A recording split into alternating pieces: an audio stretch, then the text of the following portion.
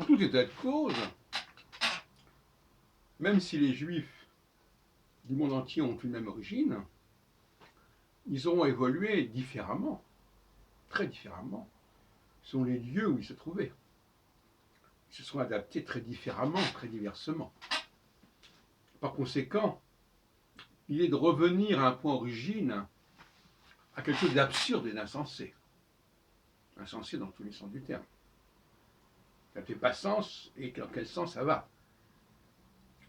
Cette histoire d'involution, de régression, de retour à un point de départ, n'est pas acceptable au niveau de la théorie d'évolution, n'est pas acceptable sur le plan sociologique et historique. Autrement dit,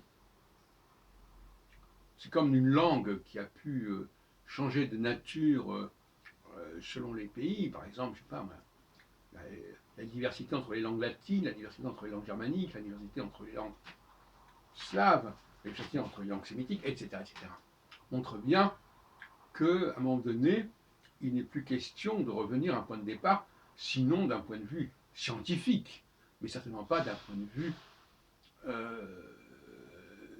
anthropologique, car la diversité, elle est là, et elle est irréversible en quelque sorte. Et ça, à mon avis, c'est un des points faibles du sionisme. Et à ce propos, je dirais que, d'une certaine manière, à 2000 ans de distance, le christianisme et le sionisme font problème. Le christianisme, paradoxalement, parce qu'à un moment donné, il propose que le judaïsme soit étendu au niveau de tous les païens, si on peut dire, et le sionisme, parce qu'il propose que cette expansion, j'allais dire expansion de l'univers, cette expansion, cette diversification de la présence juive au monde, eh bien, elle se replie sur elle-même et elle revient à un point origine.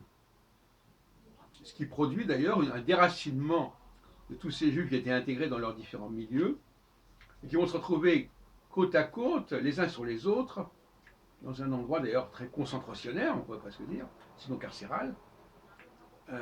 Et ça, c'est tout à fait regrettable.